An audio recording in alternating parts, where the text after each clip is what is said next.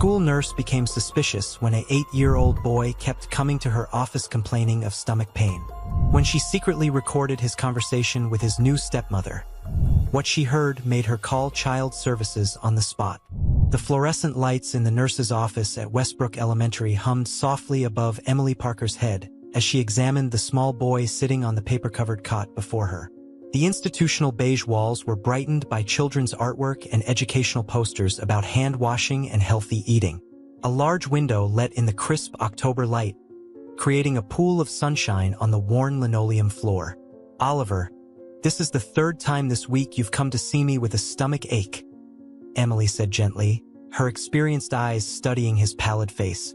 At 36, Emily had been the school nurse at Westbrook for nearly a decade. With her practical bob of chestnut hair and compassionate green eyes, she was a favorite among the students. Known for her gentle touch and ability to distinguish real ailments from excuses to skip math tests. Oliver Taylor looked down at his scuffed sneakers, his legs dangling over the edge of the examination cot. At 8 years old, he was small for his age, with a mop of unruly sandy brown hair and wide blue eyes that seemed too serious for a child so young. "It really hurts, Miss Parker," he murmured, one hand pressed against his abdomen. "Right here." He pointed to his lower stomach, the same spot he'd indicated on Monday and Wednesday. Emily knelt to his level, noting the dark circles under his eyes. "Have you been sleeping okay? Eating your breakfast?" She pressed gently on his abdomen, watching for any signs of genuine physical distress. Oliver shrugged, a barely perceptible movement. "Sometimes I'm not very hungry." Emily glanced at the record she'd been keeping. Oliver's visits had increased over the past 3 months. She'd noted a gradual but concerning weight loss, 3 pounds, since the beginning of the school year 8 weeks ago. For a child who hadn't been overweight to begin with, this was troubling. "Is everything okay at home, Oliver?" she asked, keeping her tone casual as she recorded his temperature, perfectly normal at 98.6 degrees Fahrenheit. At the mention of home, Emily noticed how Oliver's shoulders tensed slightly. A flash of something, worry, fear, crossed his face before he forced a small smile. "Yeah, it's fine." His voice was barely audible. Through the window of her office, Emily could see children playing in the schoolyard. Shrieks of laughter and the rhythmic bounce of kickballs created a soundtrack of ordinary childhood joy. But the boy before her seemed removed from all that, as if surrounded by an invisible barrier. "How are things going with your new stepmom? Vanessa, right?" Oliver's fingers began picking at a loose thread on his jeans. "She's okay, I guess." Emily had met Vanessa Taylor twice, once at the back-to-school night and again at a parent-teacher conference last month. She was strikingly beautiful, with perfectly styled blonde hair and a warm, engaging smile that somehow never quite reached her eyes. She had charmed the entire faculty with stories about how she was working to create a healing home environment for Oliver after his mother's death. "You know," Emily said, reaching for one of the lollipops she kept in her desk for the youngest visitors, "sometimes our tummies hurt when we're worried about something. Is there anything on your mind lately? Anything at school or at home that's bothering you?" Oliver accepted the grape lollipop with a flicker of genuine pleasure crossing his face. He unwrapped it slowly, methodically folding the wrapper into a tiny square. "Dad's going away again tomorrow," he finally said. "For 4 days this time. And you'll be staying with Vanessa?" He nodded, the lollipop halfway to his mouth, suspended in midair. "She says I need to work on my behavior while he's gone." Emily raised an eyebrow. "Your behavior? Mrs. Henderson tells me you're one of the most well-behaved students in her class." Oliver shrugged again, that same minimal movement, as if trying to make himself smaller. "Vanessa says I act different at home, that I don't listen." He finally put the lollipop in his mouth, speaking around it. "She says Dad works really hard and I shouldn't make things harder for him." Something in his tone made Emily's instincts flare. In her years as a school nurse, she developed a sense for when children were repeating phrases they'd heard rather than expressing their own thoughts. "Well," Emily said brightly, masking her concern, "how about you rest here for a little while? I'll check on you before lunch period ends." Oliver nodded and lay back on the cot. Within minutes, his eyes had drifted shut, exhaustion evident in the way his small body instantly relaxed into sleep. Emily covered him with a light blanket and returned to her desk, where she opened his file on her computer. She reviewed her notes from previous visits. Complaints of stomach pain, headaches, fatigue. Nothing that pointed definitively to a physical cause. She'd spoken to his previous year's teacher, who described Oliver as a bright, engaged student who had struggled after his mother's death but had been showing signs of healing. Until recently, Emily glanced at the sleeping child and then added to her notes. Possible stress-related symptoms. Increased visits coinciding with father's business trips. Weight loss continuing. Will monitor closely and consider reaching out to family. The door to her office opened, and Julia Henderson, Oliver's third-grade teacher, slipped in quietly. A petite woman with prematurely silver hair and kind eyes magnified by thick glasses. Julia had been teaching at Westbrook for over 20 years. Again? She whispered, nodding toward Oliver's sleeping form. Emily nodded, gesturing for Julia to follow her into the small supply room adjacent to the main office where they could talk without disturbing him. That's 9 visits in 3 weeks, Emily said once they were alone. Always with stomach pains, sometimes headaches. Nothing I can find physically wrong. Julia leaned against a shelf of bandage boxes, her brow furrowed. He's different in class too. Last year, despite everything with his mom, he was still participating, still had that spark. Now, she trailed off, shaking her head. He's withdrawing. Doesn't join in group activities unless specifically asked. His work is still good, but there's no enthusiasm. When did you start noticing the change? Emily asked, though she suspected she knew the answer. It was gradual, but definitely worse since school started in September. Julia hesitated. Have you met his stepmother? Emily nodded. Twice. She seems. She searched for the right word. Perfect, Julia supplied. Too perfect, maybe. The way she talks about parenting, it's like she's reciting from a psychology textbook. And have you noticed how Oliver acts around her? I haven't seen them together much, Emily admitted. At the parent-teacher conference, he barely spoke. Just sat there, so still, watching her face constantly, like he was trying to read her expression. Julia adjusted her glasses. Kids that age, they're usually squirming, looking around the room, interrupting. Oliver was like a statue. The bell rang, signaling the end of the lunch period. I should wake him, Emily said. He's already missed half of lunch. Let him sleep, Julia suggested. I'll tell my class he's helping you with something. He can have the afternoon off from decimals. She smiled sadly. He could use the rest, from the looks of it. After Julia left, Emily returned to her desk, unable to shake the growing sense of unease. On her computer, she pulled up the school's contact information for the Taylor family. James Taylor, Oliver's father, was listed as the primary contact, with a note indicating he traveled frequently for work. His cell phone and email were listed, along with Vanessa's information as the secondary contact. Emily hesitated, then picked up her office phone and dialed James's cell number. After 4 rings, it went to voicemail. Hello, Mr. Taylor. This is Emily Parker, the school nurse at Westbrook Elementary. I'm calling about Oliver. Nothing urgent, but I'd like to discuss some patterns I've noticed with his health recently. If you could give me a call back at your convenience, I'd appreciate it. She left her number and hung up, doubting she would receive a call back. She'd left similar messages twice before with no response. When she returned to check on Oliver, she found him awake, sitting up on the cot, his eyes fixed on the window where autumn leaves spiraled down from the maple trees lining the playground. Feeling any better? She asked, sitting beside him. He nodded automatically. Can I go back to class now? Are you sure you're ready? You could rest a bit longer. I don't want to miss too much, he said. Vanessa checks my homework every night.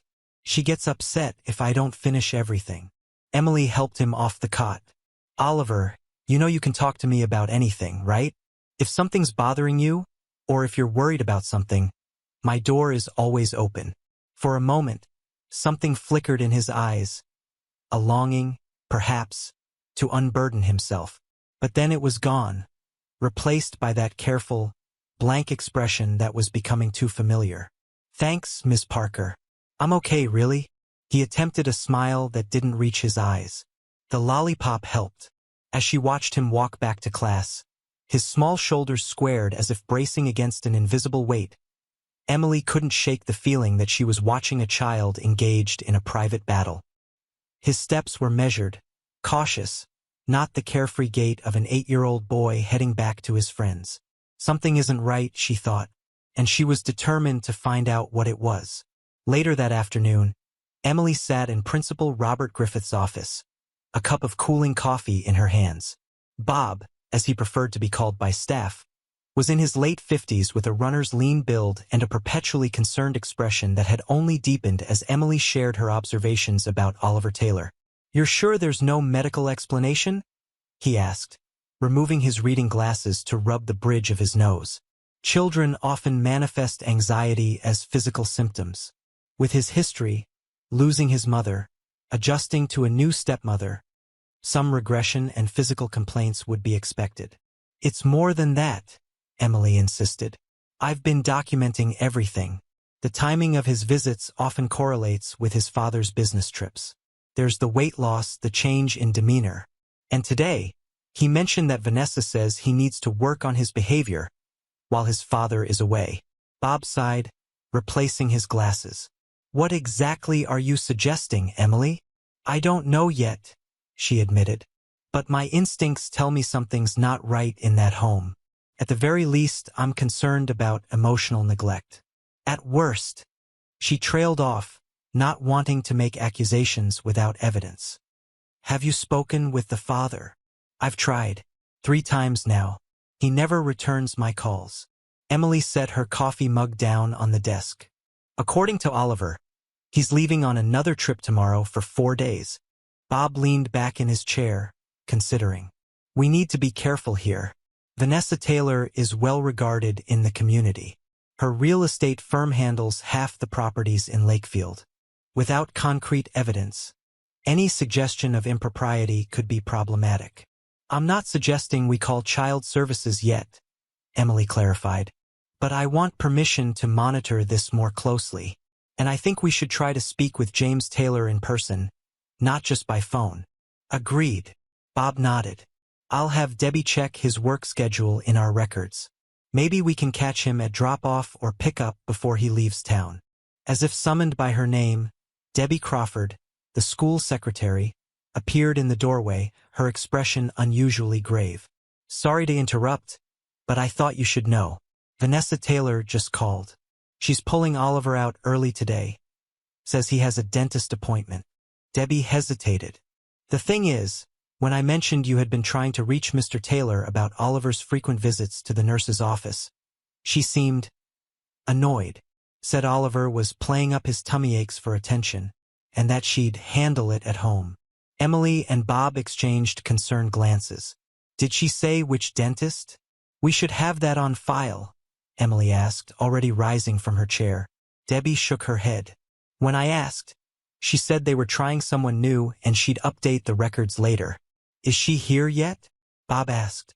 "No, she said she'd be here in about 20 minutes. Emily felt a surge of urgency. "I want to see Oliver before he leaves. If that's okay, Bob." The principal nodded. "Go ahead. And Emily, document everything." She hurried back to her office, a sense of foreboding building within her. As a mandatory reporter, she was trained to recognize signs of abuse and neglect. While she didn't have enough evidence yet to make a formal report, every interaction with Oliver increased her concerns. She quickly typed up notes about their conversation that morning, saving them to the secure file she'd been maintaining. Then she headed toward Mrs. Henderson's 3rd-grade classroom, hoping to catch Oliver before Vanessa arrived to pick him up. The hallway was quiet, afternoon classes in full swing behind closed doors.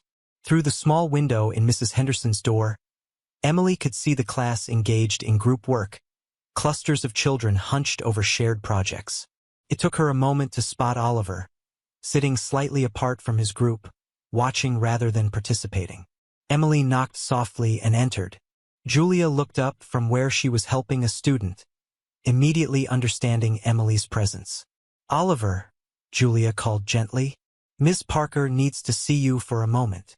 The boy's head snapped up, anxiety flashing across his features before he carefully controlled his expression. As he approached Emily, she noticed how he wrapped his arms around his midsection, the stomach pain returning, or perhaps just fear. "Will just be a moment," Emily assured Julia, leading Oliver into the hallway. She knelt down to his level, keeping her voice calm. "Oliver, I heard you're leaving early for a dentist appointment." He blinked, confusion momentarily crossing his face before he nodded.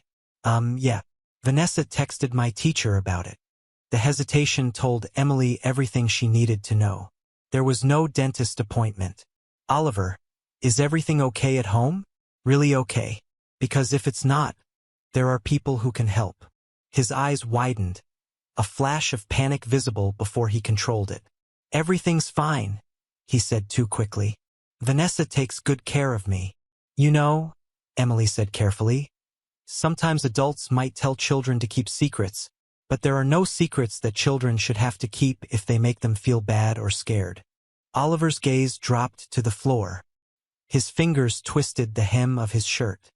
"I'm not scared," he whispered, but the tremor in his voice betrayed him. "Oliver." "He's in here." A bright, slightly breathless voice interrupted them.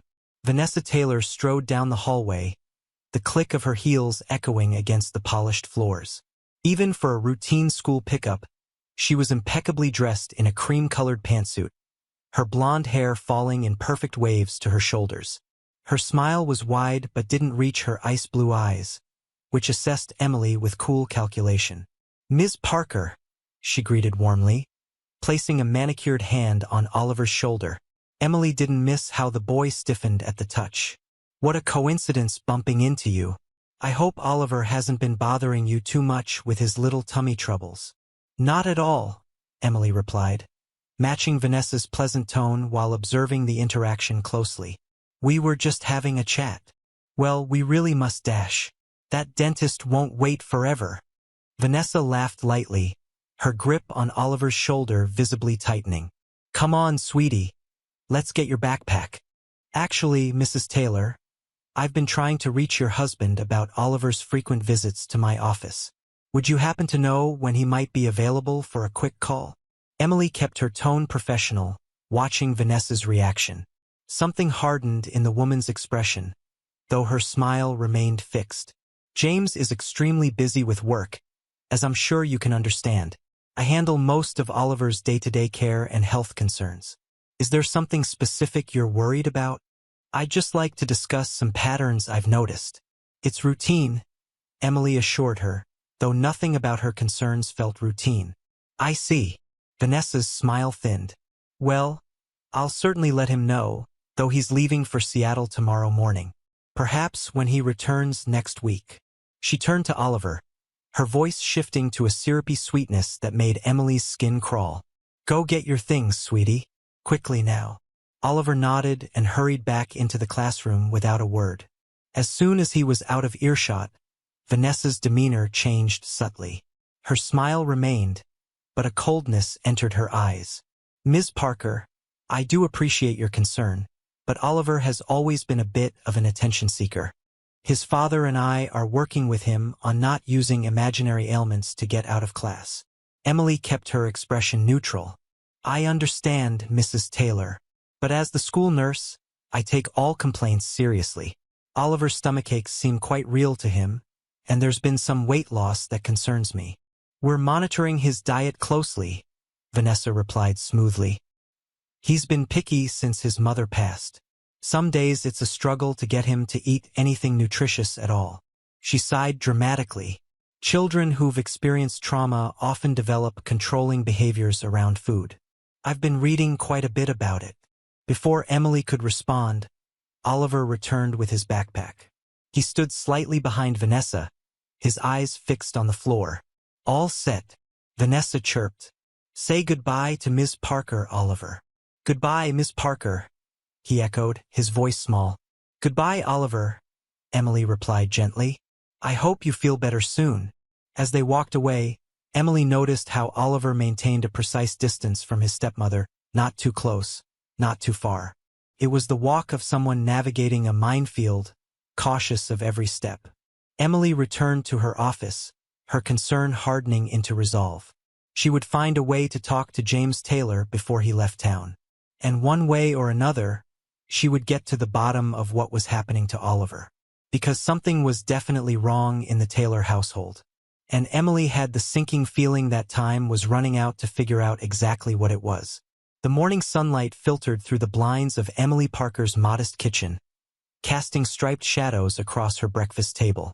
She cradled a mug of coffee between her hands, her mind still fixed on Oliver Taylor, even though it had been 12 hours since she'd watched him leave the school with Vanessa.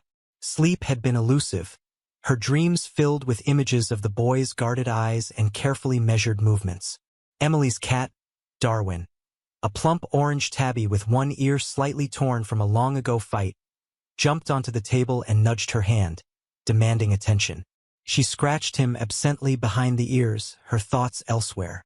I don't have proof of anything, she murmured to the cat, who blinked at her with indifferent yellow eyes. Just a feeling, and feelings aren't enough for Child Protective Services. Her phone buzzed with a text from Julia Henderson. James Taylor dropping Oliver off this morning. Saw his car in the parent loop. Emily's pulse quickened. She gulped the last of her coffee, gave Darwin a quick pat, and grabbed her keys. She was already running late, but this might be her only chance to speak with James before his business trip. 20 minutes later, she pulled into the staff parking lot at Westbrook Elementary. The parent drop-off loop was still busy with minivans and SUVs discharging children into the crisp autumn morning. Emily scanned the vehicles, looking for James Taylor. She spotted him just as he was about to pull away. A tall, lean man with sandy hair the same shade as Oliver's, climbing back into a sleek black Audi. Emily hurried across the parking lot, waving to catch his attention. Mr. Taylor, she called. James Taylor. He paused, one foot already in the car, his expression puzzled as he tried to place her. I'm Emily Parker, the school nurse, she explained as she approached. I've been trying to reach you about Oliver. Recognition dawned on his face, followed immediately by concern. Is he all right? Has something happened? He's fine at the moment, Emily assured him. But I was hoping to talk to you about some concerns I've been having. Do you have a few minutes? James glanced at his watch, his brow furrowing. I have a flight to catch. Is this something we could discuss when I get back? Vanessa mentioned you'd called, but she said it wasn't urgent. It's about Oliver's frequent visits to my office, Emily pressed. He's been complaining of stomach pain several times a week, and I've noticed some weight loss. Something like guilt flickered across James's face. He ran a hand through his hair, a gesture Emily had seen Oliver make when anxious. Kids get stomachaches, he said, but uncertainty had crept into his voice. Vanessa thinks he's still adjusting to everything, the new family dynamic. Mr. Taylor, I don't mean to overstep, but Oliver's symptoms seem to increase when you're away on business trips. He mentioned you're leaving again today. James leaned against his car, his shoulders slumping slightly. Up close, Emily noticed the dark circles under his eyes, the lines of stress etched around his mouth. He looked like a man carrying a heavy burden. 4 days in Seattle, he confirmed. It's unavoidable. Client meeting that's been scheduled for months. He hesitated, then asked, Has Oliver said something? About being unhappy at home. Not directly, Emily admitted. But children often express emotional distress through physical complaints. I'm concerned that something in his home environment might be causing significant anxiety. James's expression hardened slightly. If you're implying that, Vanessa? I'm not implying anything, Emily interrupted gently. I'm simply sharing my observations as a healthcare professional. Oliver is exhibiting signs of stress. He's lost weight. His teacher has noticed behavioral changes. These are facts, not accusations. For a moment, James seemed to deflate. He checked his watch again, clearly torn between his immediate obligations and this unexpected conversation. Look, I appreciate your concern, he said finally. Truly, the past couple of years haven't been easy for Oliver.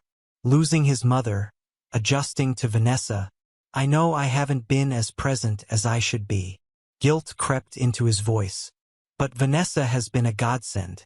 She gave up her apartment, rearranged her work schedule, everything to help us form a new family. Emily chose her next words carefully. Children sometimes behave differently with different adults in their lives.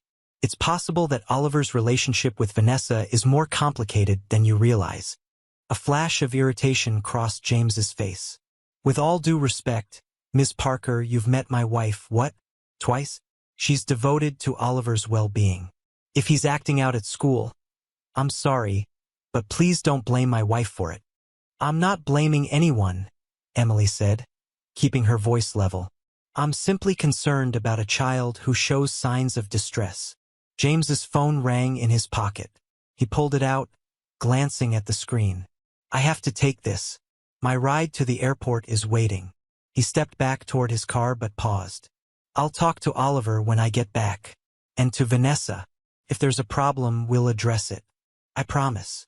Before Emily could respond, he had answered the call and slipped into his car, closing the door with a definitive thud. She stood in the parking lot, watching as the black Audi pulled away, a sense of opportunity lost settling over her. Did you catch him? Emily turned to find Bob Griffith approaching, 2 coffee cups in hand. He offered one to her. Briefly, she said, accepting the coffee gratefully. But I don't think I got through to him. He's defensive about Vanessa. Bob nodded thoughtfully. Not surprising. Men who've lost spouses often cling to new relationships, especially when there are children involved. The desire for normalcy, for a complete family again, can be blinding. They walked together toward the school entrance, the sounds of children's voices and slamming locker doors growing louder. What's our next step? Bob asked. Emily sipped her coffee, organizing her thoughts. I'll keep documenting Oliver's visits. And I think we should have Carla spend some time with him. Carla Winters was the school counselor, skilled at getting children to open up through play therapy and art activities. Good idea, Bob agreed. I'll speak with her this morning. As they entered the building, Emily couldn't shake the image of James Taylor's face. The momentary doubt that had crossed it when she mentioned Oliver's symptoms, followed by the swift defense of his wife. She wondered what conversations would happen in the Taylor household tonight before James left for his trip. And she worried about what would happen to Oliver in his father's absence. That same evening, Oliver sat at the kitchen island in his home, pushing peas around his plate with his fork. The kitchen, like the rest of the house, was immaculate. All stainless steel appliances, granite countertops, and perfectly organized cabinets. It had been renovated shortly after Vanessa moved in. The warm, slightly cluttered kitchen of Oliver's early childhood transformed into something that resembled a showroom more than a family's heart. Across the island, Vanessa typed rapidly on her laptop, occasionally pausing to take small, measured bites from her own plate. His father's place at the table remained empty. He was upstairs packing for his trip. Stop playing with your food, Vanessa said without looking up from her screen. Either eat it or don't. Oliver speared a single pea and put it in his mouth, chewing slowly. His stomach was in knots again, the same pain that sent him to Miss Parker's office so often. But he knew better than to mention it now. I made that salad specially because your father mentioned you needed to eat more vegetables, Vanessa continued, her tone conversational but with an undercurrent that made Oliver tense. But I suppose you'd rather worry everyone at school about how thin you're getting. Oliver said nothing, focusing on his plate. He'd learned that responding often made things worse. The sound of footsteps on the stairs announced his father's arrival. James Taylor entered the kitchen, a small suitcase in hand. At the sight of his father, Oliver felt a momentary lightening of the heaviness that had settled over him. All packed? Vanessa asked, her entire demeanor shifting as she looked up at James. Her voice softened, a smile warming her features. She closed her laptop and moved around the island to kiss him on the cheek. Think so, James replied, setting his suitcase by the door. He ruffled Oliver's hair as he passed, taking a seat next to him. "How's dinner, buddy?" Oliver managed a small smile. "It's good, Dad." James glanced at Oliver's mostly full plate, a slight frown creasing his brow. "Not very hungry again?" There was concern in his voice, and Oliver felt a surge of hope. Maybe his father had noticed after all. "I had a big lunch," Oliver lied, not wanting to create a scene before his father left. James studied him for a moment longer, then said, "I ran into the school nurse this morning, Miss Parker. She mentioned you've been visiting her office a lot lately. Something about stomach aches." Oliver froze, his fork suspended halfway to his mouth. Across the island, he saw Vanessa go very still, though her smile never faltered. "Oh," she said lightly. Oliver didn't mention he wasn't feeling well again. "Did you, sweetie?" The warning in her tone was clear to Oliver, if not to his father. "It's not bad," Oliver mumbled. "Just sometimes." James placed a gentle hand on Oliver's shoulder. "If you're not feeling well, you need to tell us. Okay? No keeping secrets." The irony of those words made Oliver's throat tighten. There were so many secrets in this house now.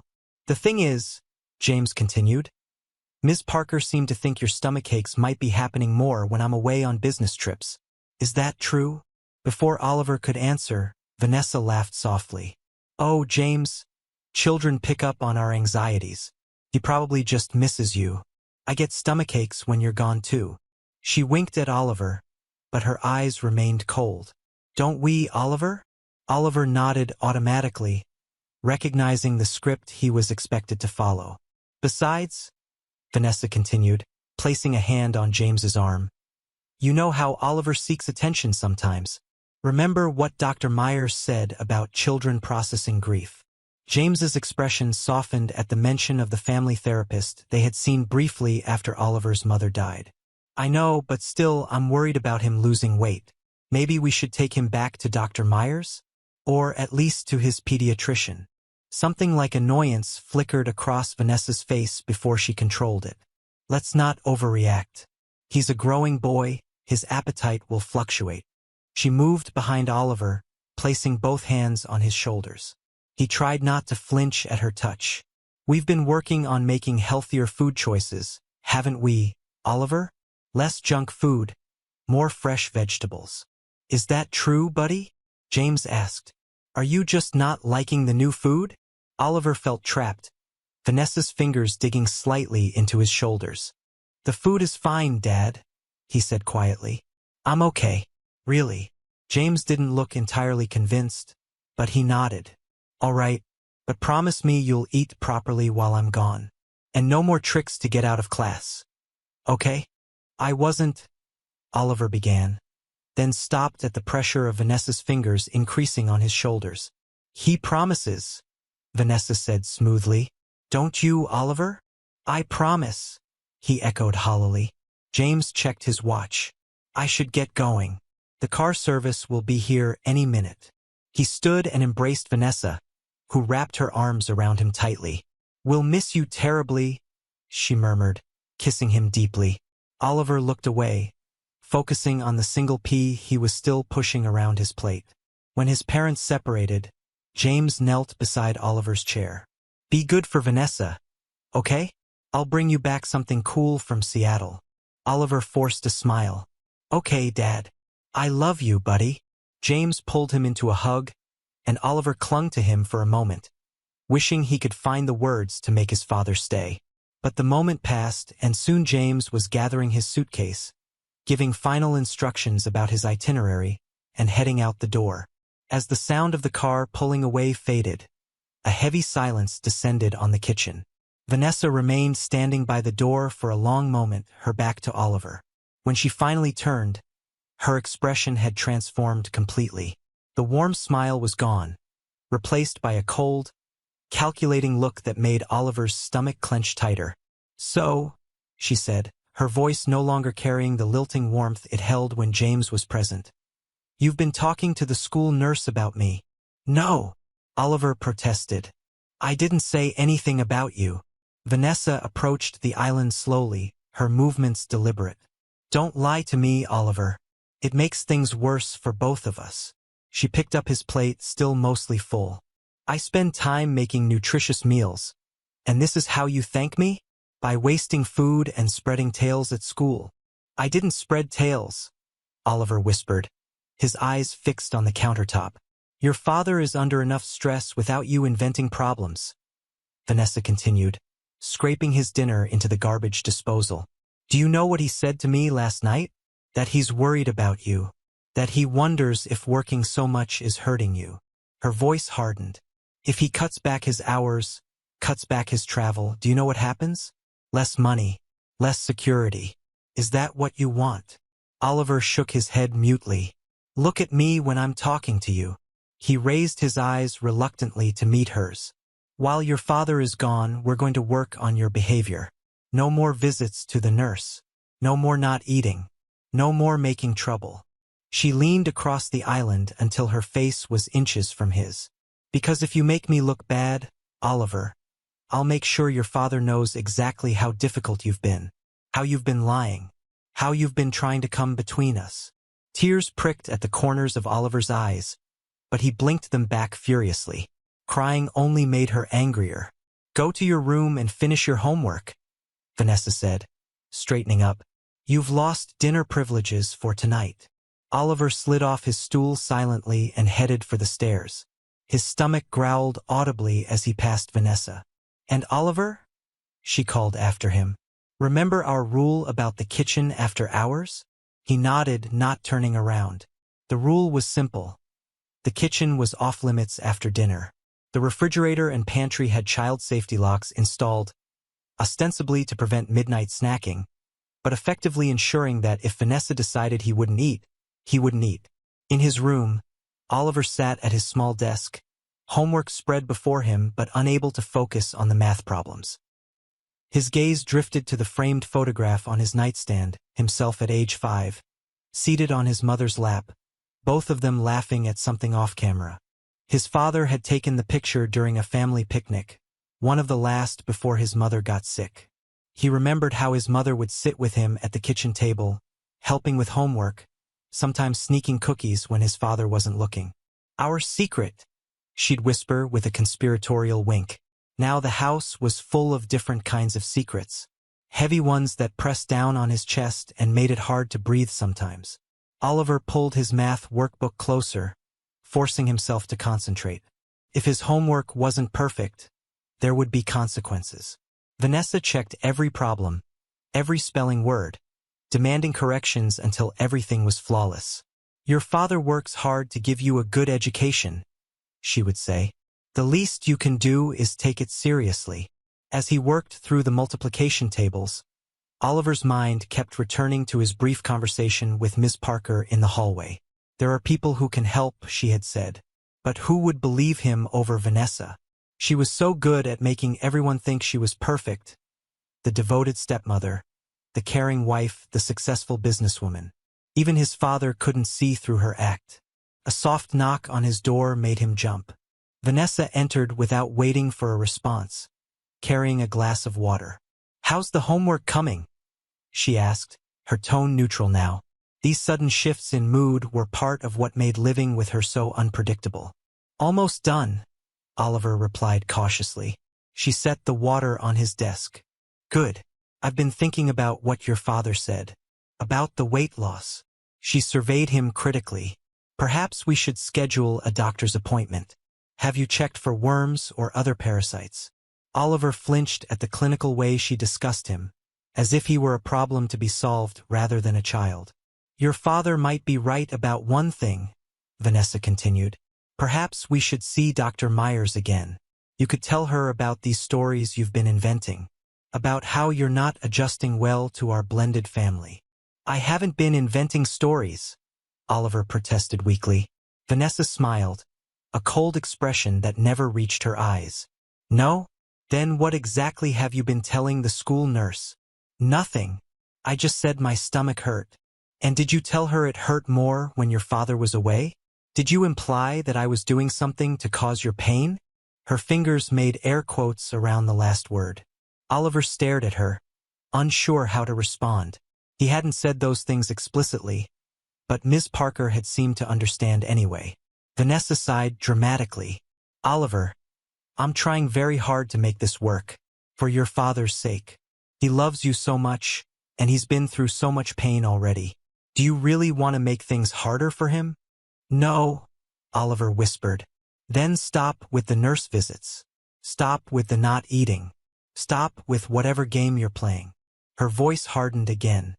"Because if it comes down to your word against mine, who do you think your father will believe? The son who's been having problems since his mother died?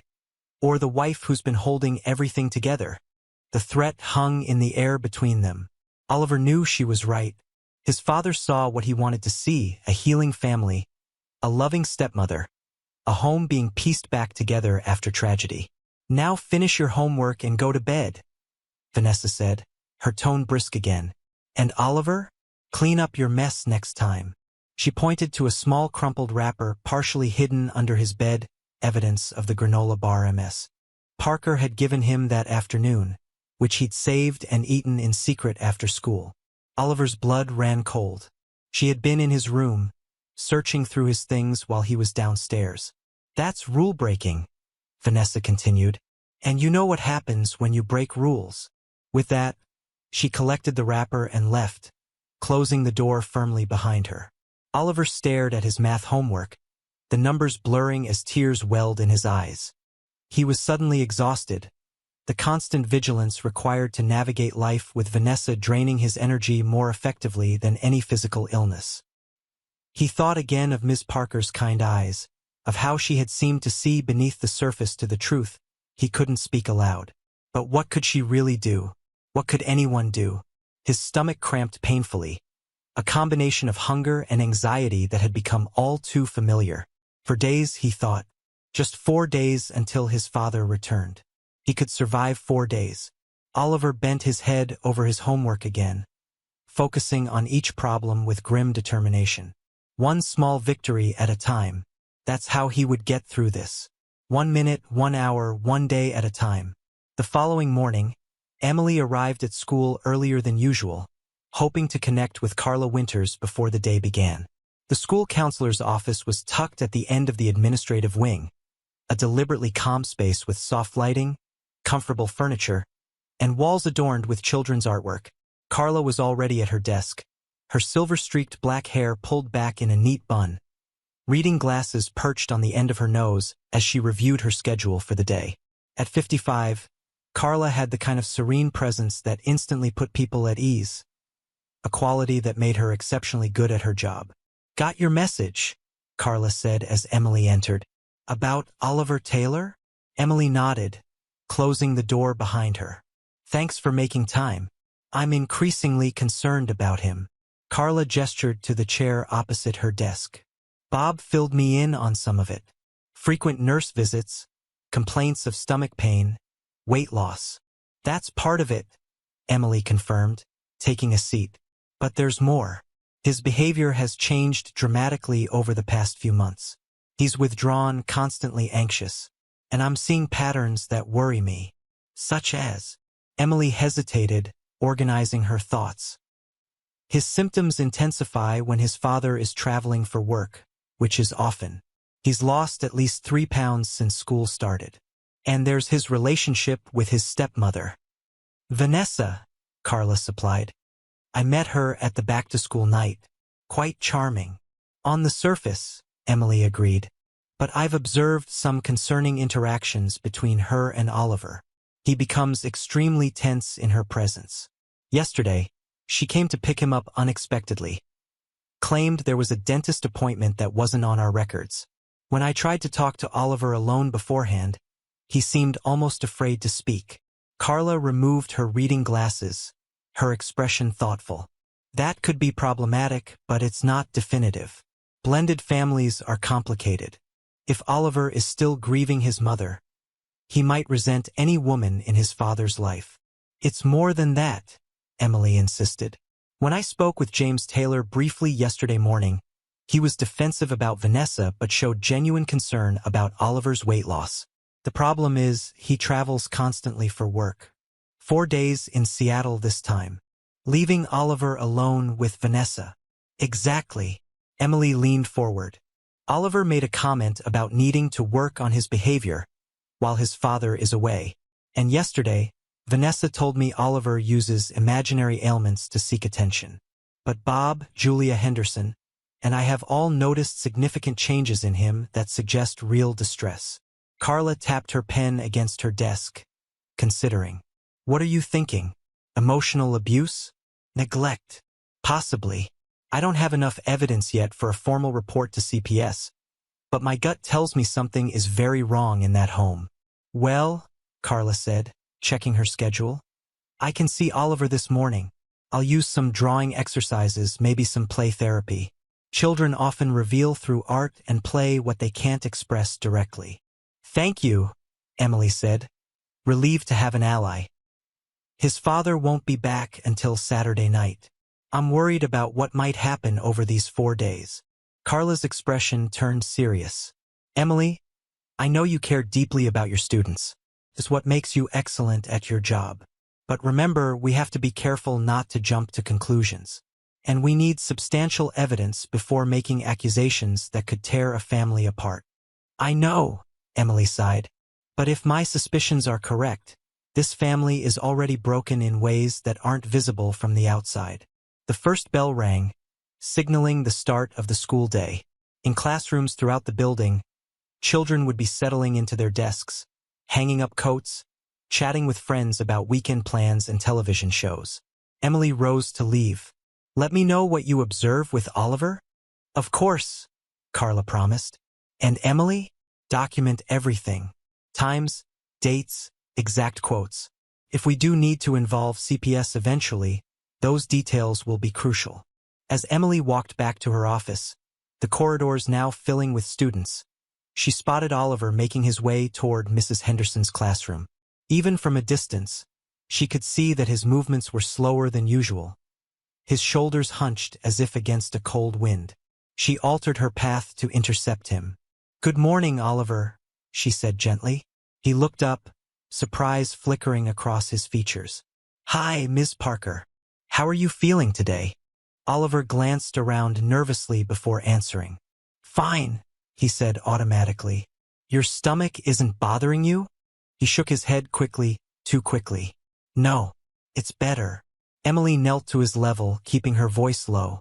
Oliver, I want you to know that my office is always open to you, for any reason, even if you just need a quiet place to rest for a few minutes. Something like longing crossed his face before he masked it. Thanks, Miss Parker, but I'm okay, really. Ms. Winters might come by your classroom today, Emily continued. She'd like to talk with you a bit. Alarm replaced the carefully neutral expression. Why? Did I do something wrong? Not at all, Emily assured him quickly. Ms. Winters talks with lots of students. Sometimes about school, sometimes about home, sometimes just to get to know them better. Oliver seemed unconvinced. Will she call Vanessa? The question confirmed Emily's suspicions that he feared his stepmother's reactions. No, Oliver. What you talk about with Ms. Winters is private. He appeared to consider this, then nodded slightly. Okay. Oliver, Mrs. Henderson called from her classroom doorway. There you are. We're about to start our writing journals. Oliver gave Emily a quick, tentative smile before hurrying off to his classroom. As he walked away, Emily noticed a slight discoloration on his forearm, just visible beneath the edge of his sleeve. A bruise? She made a mental note to check it more carefully if he visited her office today. Another piece of the puzzle, perhaps though still not enough to form a complete picture of what was happening behind the closed doors of the Taylor home. As she continued to her office, Emily couldn't shake the feeling that time was running short. For days with his father away. For days alone with Vanessa. What would happen in those 4 days? And would it be too late by the time James Taylor returned from his business trip? Emily resolved to keep a closer eye on Oliver than ever, because somewhere beneath his careful silence and pained smiles, a little boy was drowning, and she seemed to be the only one who noticed. By Friday morning, Emily's concern for Oliver had escalated to alarm. In the 2 days since James Taylor had left for Seattle, Oliver had appeared increasingly withdrawn. Though he hadn't visited the nurse's office, conspicuously so, given his previous pattern, Emily had observed him in the cafeteria, barely touching his lunch, and in the hallways, moving with the careful deliberation of someone conserving energy. Carla Winters had met with Oliver on Wednesday morning as planned. The session had yielded troubling insights, though nothing concrete enough for immediate action. Oliver had drawn a picture of his family, stick figures standing beside a house. His father was drawn largest, smiling. Oliver had drawn himself small, standing apart from the others. When asked about his stepmother, he had drawn her with what Carla described as unnaturally long arms reaching toward him, and no facial expression at all. "He's expressing fear and emotional distance," Carla had explained afterward, showing Emily the drawing. But when I asked directly about Vanessa, he shut down completely. Said everything was fine, that she was nice when Dad is home. Now, as Emily updated her documentation in Oliver's file, a soft knock on her office door interrupted her thoughts. Julia Henderson entered, her expression troubled. "Oliver's absent today," Julia said without preamble. "Vanessa called the front office. Said he has a stomach virus." Emily frowned. "Did Debbie ask to speak with him? We're supposed to confirm with the student if they're homesick." Julia shook her head. "Vanessa said he was sleeping, that she didn't want to disturb him." She hesitated. "Emily, he seemed fine yesterday afternoon. Quiet, but not ill. This doesn't feel right," Emily murmured, a sense of dread building within her. "His father's not due back until tomorrow night. That's a long time if something's wrong." "What are you thinking?" Emily considered her options. "I could try calling the house. Check on him. And if Vanessa brushes you off, then we may need to escalate this." Emily met Julia's concerned gaze. "I'm seriously considering a wellness check. Having the police go by the house." Julia's eyes widened. "That's a big step. Are you sure we have enough?" "I don't know," Emily admitted. "But my instincts are screaming that something's wrong. We've documented behavioral changes, weight loss, possible food restriction, emotional manipulation. And now he's suddenly sick with stomach issues. The very complaint he's been coming to me with for weeks. Have you spoken with Bob about this?" "Not yet. He's in a district meeting until noon." Emily glanced at her watch. "But I'm not waiting. I'm going to call the house first. See if I can speak with Oliver directly." After Julia left, Emily pulled up the Taylor family contact information and dialed their home number. After 4 rings, the call went to voicemail. She left a brief, professional message explaining that she was following up on Oliver's absence and asking for a return call. Next, she tried Vanessa's cell phone. To her surprise, Vanessa answered on the second ring. "Hello." Her voice sounded strained, none of the usual polished charm evident. "Mrs. Taylor, this is Emily Parker, the school nurse at Westbrook. I'm calling to check on Oliver. We were told he has a stomach virus." There was a pause before Vanessa responded, her tone smoothing out. "Yes, poor thing was up half the night. I've got him resting now. Doctor says it's just a 24-hour bug. Nothing serious." "I'm sorry to hear that," Emily said. "Would it be possible for me to speak with him briefly? It's standard procedure for our attendance records." "He's sleeping right now," Vanessa replied quickly. "I wouldn't want to wake him. The doctor said rest is the best medicine." "Which doctor did you see?" Emily asked, keeping her tone conversational while mentally noting the details. "Dr. Abrams," Vanessa said. "Our family physician." Emily knew Dr. Abrams well. Their children had attended the same daycare years ago. She made a mental note to check this information later. "Well, please let Oliver know we're thinking of him," Emily said. "And if there's anything he needs to catch up on, Mrs. Henderson can prepare a packet." "That's very kind," Vanessa replied. "But I'm sure he'll be back on Monday. James returns tomorrow evening, and Oliver always perks up when his father is home." The comment struck Emily as odd, an unnecessary detail that almost suggested Oliver's illness was somehow connected to his emotional state rather than a virus. "Mrs. Taylor," Emily ventured, "I've been meaning to ask, has Oliver mentioned his stomach pains to you before this?" He's been visiting my office frequently with similar complaints. Vanessa's tone cooled noticeably. As I believe I mentioned before, Oliver has a tendency to seek attention through physical complaints. It's something we're working on. Of course, Emily said smoothly. I just find it interesting that the very symptom he's been reporting at school is now keeping him home. Are you suggesting something, Ms. Parker? The warmth had completely vanished from Vanessa's voice now. Not at all, Emily assured her. Just connecting dots as part of my job. I hope Oliver feels better soon. Please have him check in with me when he returns to school. After ending the call, Emily sat motionless at her desk, the sense of unease growing stronger. Something in Vanessa's tone, the convenient timing of this illness, the refusal to put Oliver on the phone. It all felt wrong. Emily reached for her phone again and dialed a number from her contacts. Dr. Abrams' office? How may I help you? A receptionist answered. Hi, this is Emily Parker, the school nurse at Westbrook Elementary. I'm calling about a patient of Dr. Abrams, Oliver Taylor. I understand he was seen either last night or this morning for a stomach virus. I'm following up for our school records.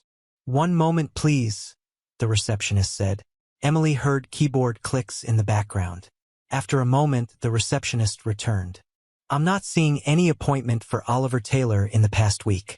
Would it have been with one of our other providers? It was specifically mentioned that he saw Dr. Abrams, Emily said, her concern deepening. Perhaps it was an emergency appointment that hasn't been entered yet? Dr. Abrams wasn't even in the office yesterday, the receptionist replied. He's at a conference in Boston until Monday, and we have no record of any emergency appointments for Oliver Taylor. Emily thanked the receptionist and hung up, her heart racing now. Vanessa had lied about the doctor, likely about Oliver being sick at all. What else was she lying about? She tried James Taylor's cell phone next, but it went straight to voicemail. She left a message asking him to call her back urgently regarding Oliver, though she suspected he might be in meetings or on a flight. The next call was to Bob Griffith's cell phone. When he answered, she didn't waste time on pleasantries.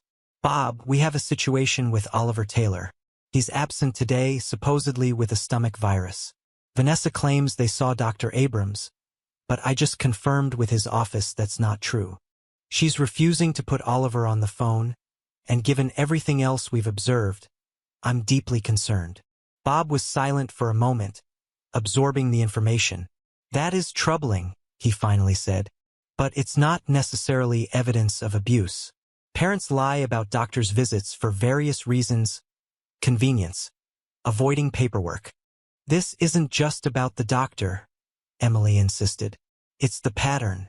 The weight loss, the behavioral changes, the stomach pains that intensify when his father is away, and now this convenient illness that keeps him home alone with her for an extended period.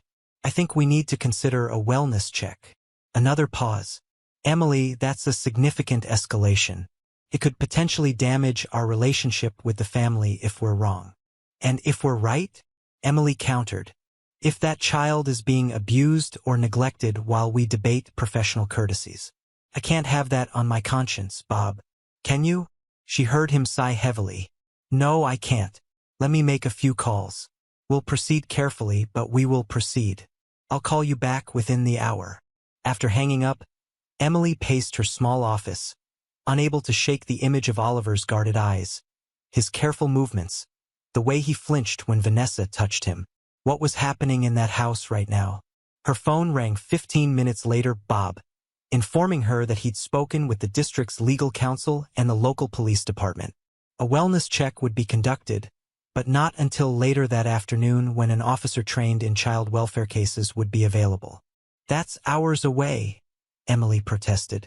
It's the best we can do, Bob replied. They don't consider it an emergency without direct evidence of physical danger. Emily hung up, frustrated by the bureaucratic caution that seemed to value procedure over a child's well-being. As the morning progressed, she found herself unable to focus on her regular duties, her thoughts repeatedly returning to Oliver. Just before lunch period, her office door burst open. Debbie Crawford, the school secretary, appeared breathless. Emily, Oliver Taylor is on line 1. He says it's urgent. Emily's heart leapt as she grabbed for her phone. Oliver? Are you all right? Ms. Parker. His voice was barely a whisper, trembling with fear. I need help. I'm here, Oliver. What's happening? Emily kept her voice calm despite the alarm bells ringing in her head. Vanessa locked me in the basement. The words tumbled out in a rushed whisper. Because I wouldn't say what she wanted. She said I can't come out until I learn my lesson. There's no food down here and it's cold. And his voice broke. Oliver, listen to me, Emily said firmly. You're very brave for calling. Are you using the house phone? No, Vanessa's cell. She left it on the kitchen counter when she went to show a house. I heard it ringing earlier. I think it was you calling? I managed to reach through the door slot and grab it. His breathing was rapid, panicky. She'll be back soon. She said she'd only be gone an hour. Emily's mind raced. Oliver, I'm going to help you. But first, I need more information. Are you hurt? Has Vanessa physically harmed you? She pushed me down the basement stairs last night, he whispered, when I wouldn't eat the food she made. My arm hurts really bad, and my head hit the wall. He paused, his voice dropping even lower. This isn't the first time, Ms. Parker. She does things when Dad's away. Makes me stay in my room for whole days. Doesn't let me eat. Says I'm too fat, that Dad doesn't want a fat, whiny kid. Emily felt ill at the revelation. Oliver, I'm going to get help to you right away. Do you know when Vanessa is expected back? She left 20 minutes ago. Said she'd be back by noon to check on me. His voice caught. Please hurry. If she finds out I called, she won't, Emily assured him, though she couldn't actually guarantee that. Oliver, I want you to hide the phone somewhere in the basement, somewhere Vanessa won't look if she comes down. Can you do that? Yes, he whispered. Good. Now, is the basement door locked from the outside? Yes, there's a bolt lock, and it's dark except for one small window, but I can't reach it. Listen carefully, Emily said, her voice steady despite her racing heart. I'm going to call for help right now. Police officers will come to your house. When they arrive, call out so they can hear you. Do you understand? Yes, Oliver replied, his voice slightly stronger now. Ms. Parker? Thank you for believing me. Nobody else does. The simple gratitude nearly broke Emily's heart. I believe you, Oliver, and I'm going to make sure you're safe. Now go hide that phone and wait for help. After the call ended, Emily's hands shook as she immediately dialed 911. She identified herself, explained the situation with clinical precision, and emphasized the urgency given Vanessa's expected return time. The dispatcher assured her that officers would be dispatched immediately. Her next call was to Bob, updating him on the dramatic development. He was appropriately horrified and promised to meet her at the Taylor house as soon as possible. Emily grabbed her keys and purse, leaving hurried instructions with Debbie about her absence. The drive to the Taylor home in the upscale Lakewood Estates neighborhood took just 7 minutes, but felt interminable. As she pulled up to the elegant two-story colonial with its manicured lawn and tasteful landscaping, she noted with relief that a police cruiser was already parked in the driveway. 2 officers, a tall male officer and a female officer with short dark hair, were standing on the front porch. Emily parked hastily at the curb and hurried to join them. I'm Emily Parker, the school nurse who called. She identified herself. Have you made contact with the child? The female officer, P. Ramirez, according to her name badge, shook her head. No response to knocking. We're about to enter under emergency circumstances. As if on cue, a faint voice called out from somewhere within the house. Help! I'm in the basement. The male officer didn't hesitate. Stand back, he instructed before applying a specialized tool to the door. Within seconds, the lock gave way, and they were inside the immaculate home. Oliver, Officer Ramirez called. Where's the basement door? Kitchen. Behind the pantry. The boy's voice was clearer now, the relief evident even through the fear. Emily followed the officers through the pristine living room into a magazine-worthy kitchen. A door beside the walk-in pantry was secured with an external bolt lock, the kind typically used for garden sheds, not interior doors. Officer Ramirez slid the bolt back and pulled the door open. Cold, musty air wafted up from the dimly lit space below. A narrow staircase led down to a concrete floor. "Oliver," Emily called, moving past the officers to peer down the stairs. A small figure emerged from the shadows at the bottom of the stairs. Even in the dim light, Emily could see that Oliver was pale, shivering, with a visible bruise on his forehead and the way he cradled his left arm protectively against his chest. "Ms. Parker." The sob in his voice broke something inside her. Emily started down the stairs, but Officer Ramirez gently held her back. "Let me go first, ma'am." The officer descended carefully, speaking softly to Oliver. "Hey there, I'm Officer Ramirez. We're here to help you. Are you hurt?" Oliver nodded, his eyes huge in his pale face. "My arm. I think it's broken. And my head hurts. We'll get you medical attention right away," Officer Ramirez promised, reaching the bottom of the stairs and kneeling to Oliver's level. "Can you tell me what happened?" As Oliver began to explain in halting sentences, Emily heard the sound of a car pulling into the driveway. Moments later, the front door opened, and Vanessa Taylor's voice called out cheerfully, "Oliver, I'm home early. Are you ready to apologize now?" The male officer moved swiftly to intercept her. From where she stood at the top of the basement stairs, Emily couldn't see the confrontation, but she could hear it clearly.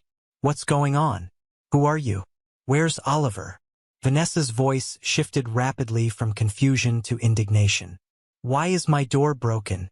I demand to know what's happening in my home." The officer's response was measured, professional. "Ma'am, I'm Officer Daniels with the Lakefield Police Department. We received a call concerning a child welfare check at this address. Are you Vanessa Taylor?" "Yes, but there must be some mistake. My stepson is ill with a stomach virus. He's resting upstairs."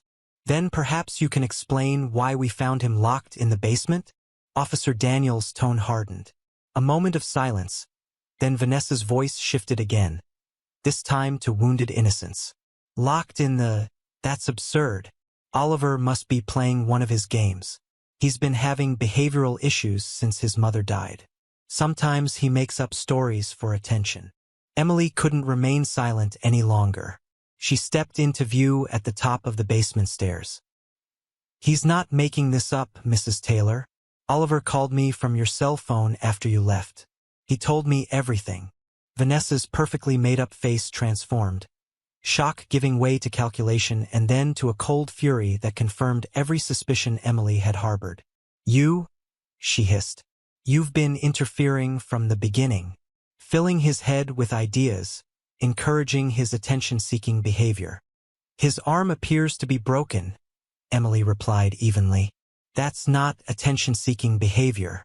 That's a physical injury consistent with being pushed downstairs." Exactly as he described.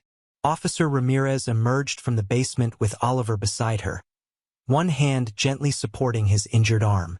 At the sight of Vanessa, the boy shrank back, terror evident in his posture. Vanessa instantly changed tactics, her expression softening as she moved toward Oliver. "Sweetie, what happened? Did you fall in the basement? I told you to be careful on those stairs. Why did you go down there when you were supposed to be resting in your room?" Oliver looked between the adults, clearly confused by Vanessa's sudden transformation. But then his gaze settled on Emily, who gave him a small, encouraging nod. "You pushed me," he said, his voice small but clear, "last night, because I wouldn't eat the dinner you made after you already told me I couldn't have any dinner. You said it was a test and I failed, and then you pushed me and locked the door." He took a shaky breath. "And it wasn't the first time." Vanessa's facade cracked, just for an instant, revealing the rage beneath before she composed herself again. "Oliver, honey, you must have hit your head when you fell. You're confused about what happened." "I'm not confused," Oliver insisted, his voice growing stronger. "You do this whenever Dad goes away. You lock me in my room or the basement. You don't let me eat. You tell me I'm worthless and that Dad only keeps me around because he has to." His small body trembled with emotion. You said no one would believe me if I told. But Ms. Parker believed me. Officer Daniels stepped forward. Vanessa Taylor, please put your hands behind your back. You're under arrest for child endangerment and assault. Vanessa's face contorted with fury as the reality of her situation became clear. This is ridiculous. I've done nothing wrong. That child is manipulative and disturbed. Ask anyone, ask his father. She struggled as Officer Daniels began to handcuff her. You can't believe him over me. I'm a respected member of this community. Ma'am, we found the child locked in a basement with a bolt lock on the outside of the door, Officer Ramirez stated calmly. That alone constitutes child endangerment. The physical injuries and his statement suggest assault. You have the right to remain silent. As Officer Ramirez continued reading Vanessa her rights, Emily knelt beside Oliver. You're safe now, she murmured, careful not to touch his injured arm. You were very brave. Oliver's eyes filled with tears. What about Dad? Will he be mad at me? No, sweetheart, Emily assured him, though she couldn't actually know how James Taylor would react. Your dad loves you. He'll want you to be safe. She always said he'd believe her over me, Oliver whispered. That he loved her more. That's not true, Emily said firmly. That was something she said to scare you and control you. It's not reality. As Vanessa was escorted to the police cruiser, still protesting her innocence and threatening lawsuits, Bob Griffith arrived, along with an ambulance Emily had requested for Oliver. The paramedics quickly assessed him, confirming what appeared to be a fractured arm and a mild concussion. We'll transport him to Lakefield General, one of the paramedics informed Emily. Child Protective Services has been notified. They'll meet us there. I'm coming with him, Emily stated. Not a question but a declaration. The paramedic nodded. That's fine. Are you a relative? No. I'm the school nurse who reported the situation. I'd like to stay with him until his father can be reached. Oliver looked up at her gratefully as the paramedics prepared him for transport. Will you really stay with me? Every minute, Emily promised. You're not alone anymore. As they settled Oliver on the gurney, Officer Ramirez approached Emily. We'll need your statement, Ms. Parker. And we'll need to contact the father immediately. He's on a business trip in Seattle, Emily explained. I have his contact information at school, but Oliver might know how to reach him directly. Oliver nodded weakly from the gurney.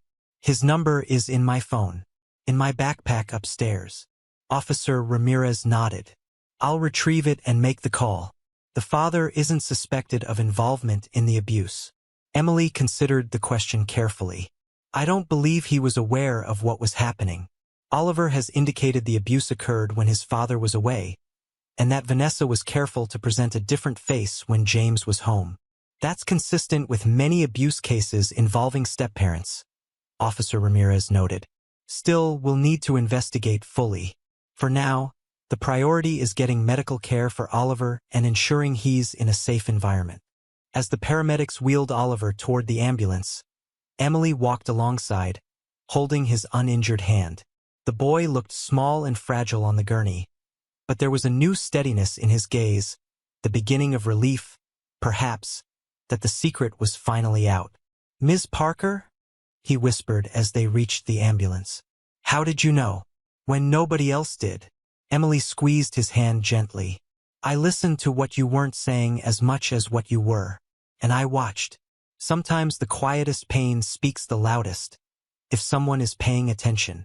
Oliver seemed to consider this as the paramedics lifted the gurney into the ambulance. Will I have to go back home? After the hospital?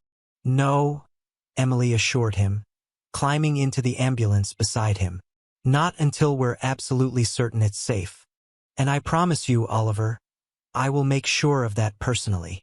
As the ambulance doors closed and they pulled away from the pristine colonial with its dark secrets, Emily felt a complex mix of emotions. Relief that Oliver was finally safe, anger at what he had endured, and determination to see him through whatever came next. The most difficult calls still lay ahead, the conversation with James Taylor, the interviews with Child Protective Services, the potential legal proceedings. But for now, in this moment, One critical truth remained. A child who had been suffering in silence had finally been heard. Oliver lay back on the gurney, his eyes drifting closed as the pain medication the paramedics had administered began to take effect. His hand remained in Emily's, his grip relaxing but not releasing completely, as if ensuring she would still be there when he woke. And she would be, because that was the promise she had made, not just professionally as a school nurse, but personally as someone who had looked into the eyes of a frightened child and recognized the silent cry for help that no one else had heard. The hospital corridor was quiet at this late hour, the fluorescent lights dimmed to their nighttime setting. Emily sat in an uncomfortable plastic chair outside Oliver's room, where he had finally fallen asleep after hours of examinations, x-rays, and interviews with doctors, police officers, and a social worker from Child Protective Services. The diagnosis had confirmed Emily's suspicions. A fractured ulna in his left arm, mild concussion, multiple bruises in various stages of healing, and moderate malnutrition. The physical evidence painted a clear picture of ongoing abuse, a picture that had been hidden behind Vanessa's carefully constructed facade of the devoted stepmother. Emily checked her watch. Almost 11 p.m. James Taylor's flight from Seattle had landed 2 hours ago. He had called from the airport, his voice ragged with shock and guilt after being informed of the situation by the police. Now he was on his way to the hospital, having taken a taxi directly from the airport. The elevator doors at the end of the corridor slid open, and a disheveled man stepped out, his eyes scanning the hallway frantically until they landed on Emily. She recognized James Taylor immediately, though he looked nothing like the polished businessman she had spoken with 3 days earlier.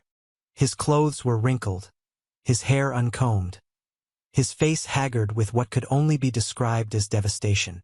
Emily rose to meet him as he approached. "Mr. Taylor, I'm Emily Parker, the school nurse." "Where is he?" James asked, his voice hoarse. "Where's my son?" "He's sleeping," Emily replied gently.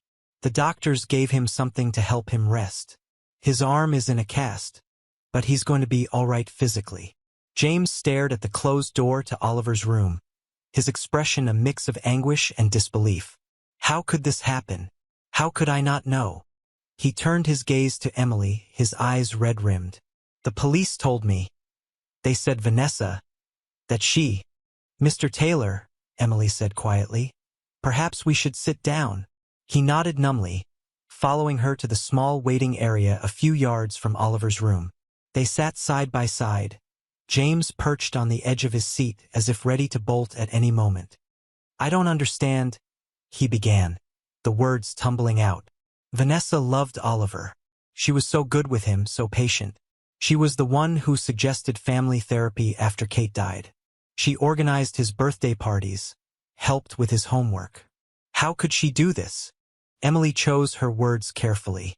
Abusers are often very skilled at presenting different faces to different people. From what Oliver has told us, Vanessa was careful to behave one way when you were home and another way entirely when you were gone. James buried his face in his hands. "God, I was so blind. All those business trips.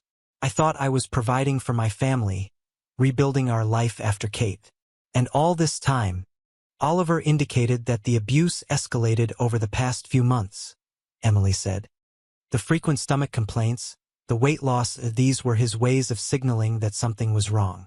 James looked up sharply. "The stomach aches. You tried to tell me. That morning in the parking lot, you tried to tell me something was wrong, and I brushed you off." Self-loathing was evident in his voice. "I defended her. I actually suggested that Oliver was making it up for attention." "You believed what you were conditioned to believe," Emily said, not excusing him but offering context. "Vanessa was manipulating both of you. She was isolating Oliver from you, convincing you that his behavior was problematic while convincing him that you wouldn't believe him over her. And I proved her right," James whispered, the realization visibly crushing him.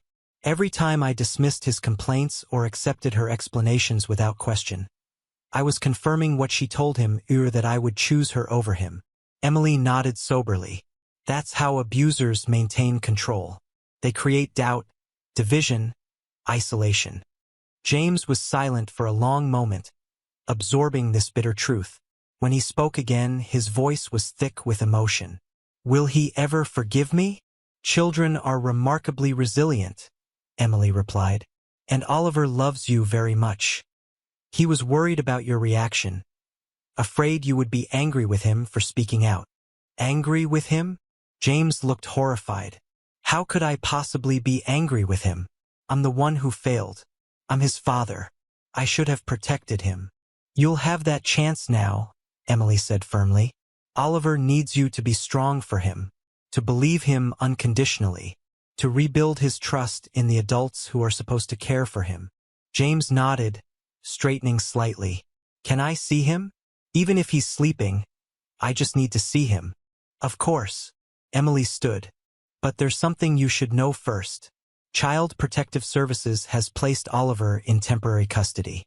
He'll be staying with his maternal grandparents for at least the next few days while the investigation continues." James flinched but nodded. "I understand. I'll do whatever they say, whatever it takes to make this right." He paused. "Kate's parents, they never approved of how quickly I remarried. They tried to tell me they were concerned about Vanessa's interest in Oliver. I thought they were just being overprotective, or maybe even jealous of my new relationship. They'll be here in the morning to take Oliver home with them," Emily explained. "The social worker spoke with them earlier. They're very concerned about him, but also about you. They don't blame you, Mr. Taylor." "Well, they should," he said grimly. "I blame myself." They walked together to Oliver's room. Emily opened the door quietly, allowing James to enter first. The small figure in the hospital bed was barely visible beneath the blankets. Oliver's left arm rested on top of the covers, encased in a blue fiberglass cast. His face, relaxed in sleep, showed the bruise on his forehead more clearly under the soft night light. James approached the bed with the caution of someone afraid of breaking something precious. He stood looking down at his son, tears streaming freely down his face now. After a moment's hesitation, he reached out to gently brush a strand of hair from Oliver's forehead. At the touch, Oliver stirred slightly. His eyes opened, unfocused at first, then widening as he recognized his father. "Dad!" His voice was small, uncertain. James sank to his knees beside the bed, bringing himself to eye level with his son. "I'm here, buddy. I'm right here." Oliver's gaze darted around the room, locating Emily in the doorway as if confirming he was still safe before returning to his father's face. "Are you mad at me?" he whispered. "No, Oliver. No." James's voice broke. "I could never be mad at you. I'm so sorry I didn't protect you. I'm so sorry I didn't see what was happening." Oliver studied his father's face, searching for something. "Vanessa said you wouldn't believe me. She was wrong," James stated firmly, though his voice trembled. "I believe you, Oliver. Everything you said, everything you've been trying to tell me, I believe all of it. And I will never, ever let anyone hurt you again." Oliver's eyes filled with tears. "Promise." "I promise." James carefully took his son's uninjured hand. "From now on, I'm listening. Really listening. No more trips. No more being away when you need me. We're going to get through this together." Oliver's eyes drifted to Emily, still standing in the doorway. "Ms. Parker believed me," he said softly, "when nobody else did." James followed his gaze. "Yes, she did. And I will be grateful to her for the rest of my life for that." Emily felt tears prick at her own eyes and blinked them back. This wasn't about her. It was about a father and son beginning the long process of healing and rebuilding trust.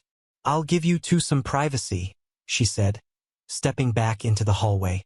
As she closed the door quietly behind her, she caught a glimpse of James carefully gathering Oliver into a gentle embrace, mindful of his injuries. The boy's small arms, one in a cast, one free, wrapped around his father's neck, holding on as if he'd never let go again. Emily sank back into the waiting room chair, the emotional weight of the day finally catching up with her. Tomorrow would bring more challenges, statements to the police, discussions with CPS, meetings with school administrators. The legal process against Vanessa Taylor would be lengthy and possibly messy. Oliver's recovery, both physical and emotional, would take time and professional support. But in this moment, one truth sustained her. She had listened to her instincts. She had heard the silent pain that others had missed. She had acted when it mattered most. And because of that, a child who had been drowning in plain sight was finally breathing again. The week following Oliver's rescue passed in a blur of police statements, medical follow-ups, and meetings with Child Protective Services. Emily found herself unexpectedly central to these proceedings, her documentation of Oliver's symptoms and behavior providing crucial evidence of the pattern of abuse. On Friday afternoon, Emily sat in the conference room at Westbrook Elementary alongside Bob Griffith, Carla Winters, and Detective Lisa Morales, the lead investigator assigned to Oliver's case. The blinds were drawn against the autumn sunshine, creating a somber atmosphere appropriate to their discussion. The district attorney has formally charged Vanessa Taylor with child endangerment, assault, and false imprisonment. Detective Morales explained, her dark eyes serious beneath her short-cropped silver hair. Based on the evidence collected and Oliver's statement, they're confident about securing a conviction. What about bail? Emily asked, concerned that Vanessa might be released. Denied, Detective Morales replied. The judge considered her a flight risk due to her financial resources, and there was concern about potential witness intimidation. Emily felt a small measure of relief at this news. The thought of Vanessa walking free while Oliver was still processing his trauma had been weighing on her. How is Oliver doing? Carla asked, voicing the question foremost on everyone's mind. Detective Morales consulted her notes. Physically, he's recovering well. The fracture was clean, and there's no indication of permanent damage from the concussion. Emotionally, she hesitated. That's a longer road. He's staying with his maternal grandparents, the Hendersons, and seeing a trauma-specialized therapist 3 times a week. And James Taylor? Bob inquired. He's cooperating fully with the investigation, the detective said. There's no evidence he was aware of the abuse, though he's taking a hard look at his own role in not recognizing the signs. He's attending parenting classes and separate therapy sessions as required by CPS. He's allowed supervised visits with Oliver at the grandparents' home. Emily thought about the brokenness she had witnessed in James Taylor's face at the hospital, the devastation of a man confronting his own blindness. Will Oliver eventually return to his father's custody? That's the goal, Detective Morales confirmed. The caseworkers believe the father-son relationship is fundamentally sound, just severely damaged by Vanessa's manipulation. They're working toward reunification, but it will take time to rebuild trust. What about school? Bob asked. Oliver has been absent for a week now. His classmates are asking questions. Carla leaned forward, tapping her pen thoughtfully against her notepad. We need to be careful about how we handle this. The other children don't need details, but they do need reassurance. And when Oliver does return, he'll need support without being singled out or treated differently. His grandparents have requested homework assignments, Detective Morales said. They're trying to maintain some normalcy and routine. They've indicated Oliver might return to school as early as next week, at least part-time. Emily considered this. I'd like to visit him before he returns, to help ease the transition. Detective Morales nodded approvingly. I think that would be beneficial. The Hendersons have been asking about you. Oliver talks about you a lot. The meeting continued for another 20 minutes, covering procedural matters and the school's role in supporting Oliver's recovery. When it concluded, Emily remained seated as the others filed out, needing a moment to process all that had happened. Bob paused at the door, turning back to her. You saved that boy's life, Emily. Not just physically, you saved his spirit. That's not something many people can say they've done. Emily smiled wearily. I just listened. When you work with children long enough, you learn that what they don't say is often more important than what they do. Well, I'm putting a commendation in your file, Bob said firmly. And I've already told the superintendent about your exceptional handling of this situation. The district is lucky to have you. After Bob left, Emily gathered her notes, her mind already shifting to her planned visit with Oliver. The Hendersons lived in Mapleton, the next town over, about a 20-minute drive. They had agreed to her visit that afternoon. As she was preparing to leave, a soft knock on the conference room door drew her attention. Julia Henderson stood there, her kind face solemn.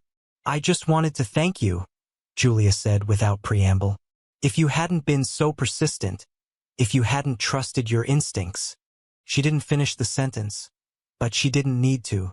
Emily stood, gathering her belongings. "How are the other students handling Oliver's absence?" "They miss him," Julia replied. "They've made get-well cards. They don't know the details, of course. Just that he was hurt and is staying with his grandparents while he recovers." She hesitated.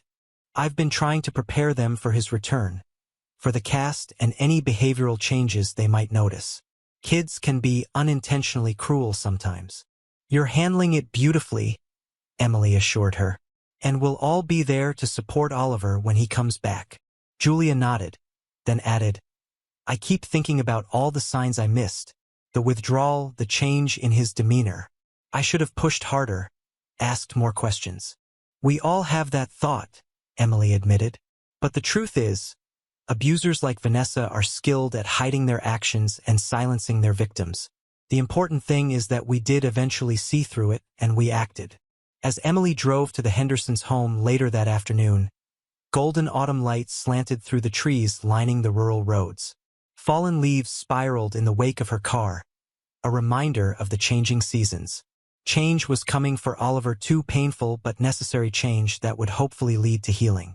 The Hendersons lived in a comfortable Victorian farmhouse set back from the road, surrounded by mature oak trees and well-tended gardens. Margaret Henderson, Oliver's maternal grandmother, met Emily at the door with a warm but tired smile.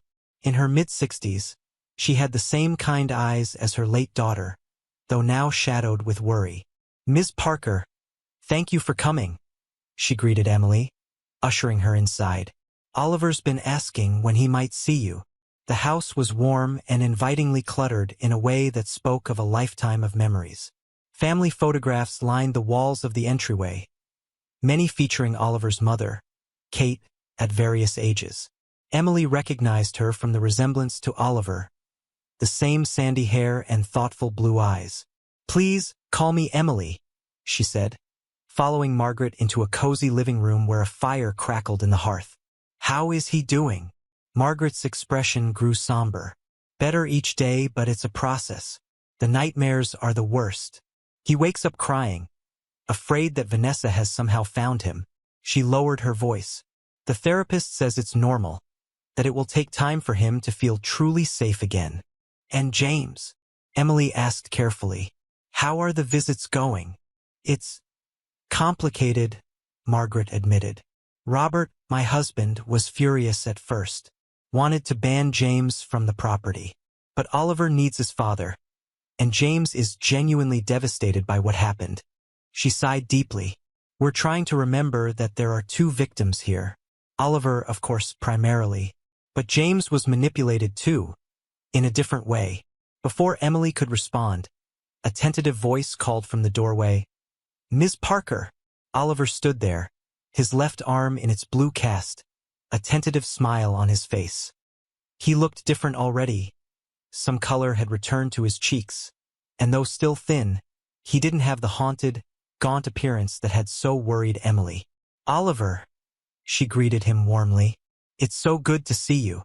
He crossed the room somewhat shyly, stopping a few feet away. "Grandma made cookies and hot chocolate, if you want some."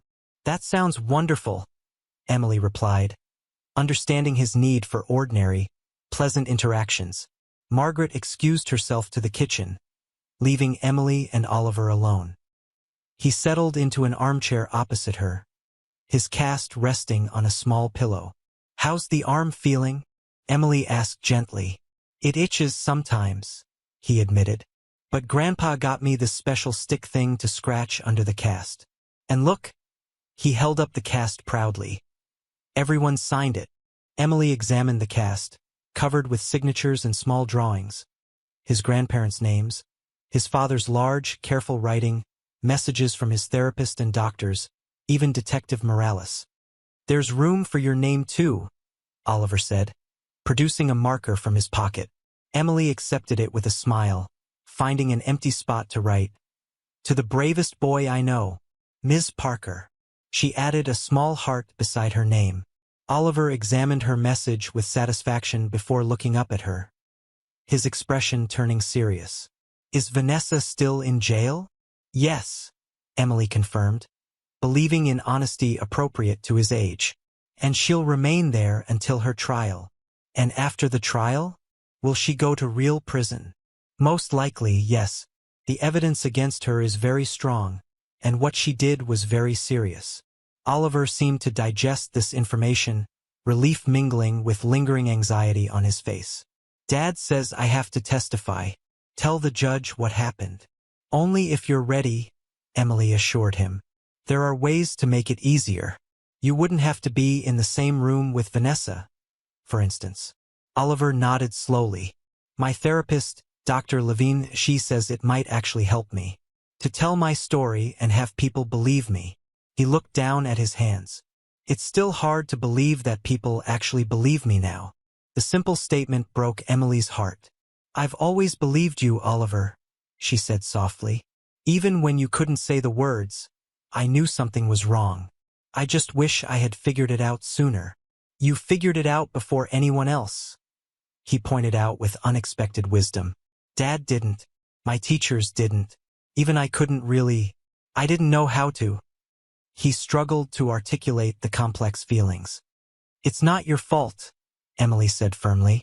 None of this was your fault. Vanessa was the adult. She was responsible for caring for you, and she abused that responsibility terribly. That's what Dr. Levine says too, Oliver agreed. And Dad.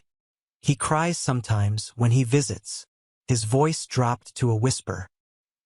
He says he's sorry he didn't protect me. He loves you very much, Emily said carefully. Sometimes adults make mistakes, even when they love their children deeply. Oliver considered this. I know. I was mad at him at first. Really mad. But then. He paused, looking up at Emily with those two old eyes. Then I realized that Vanessa fooled everybody. Not just Dad. She was really good at pretending. Emily was struck by the child's capacity for understanding, his ability to process complex adult failings with more compassion than many grown people could muster. Margaret returned with a tray of cookies and hot chocolate, and the conversation shifted to lighter topics, Oliver's progress with his schoolwork, the treehouse his grandfather was helping him build, the stray cat that had adopted the family and that Oliver had named Darwin. After Ms. Parker's cat, he explained proudly. She told me about him once when I was in her office.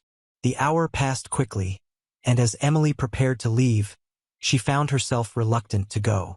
Something about this place, with its warmth and gentle chaos, felt healing not just for Oliver but for her as well.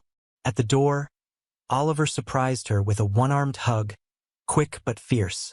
I'm coming back to school on Monday, he informed her. Just mornings at first. Dr. Levine says we have to titrate my return. That means do it slowly. I'll be ready for you, Emily promised. And Oliver, I'm so proud of you. For your courage, your honesty, and your big heart. He beamed at the praise, standing a little straighter. Grandma says I'm resilient, like a rubber band. I can get stretched really far but still bounce back. Margaret placed a gentle hand on his shoulder. The most resilient rubber band I've ever known, she agreed, her eyes meeting Emily's over the boy's head. On the drive home, Emily found herself reflecting on Oliver's words about resilience. Children were indeed remarkably resilient, capable of recovering from terrible experiences with the right support. But they shouldn't have to be. They shouldn't have to develop that kind of strength from enduring pain that adults should have prevented.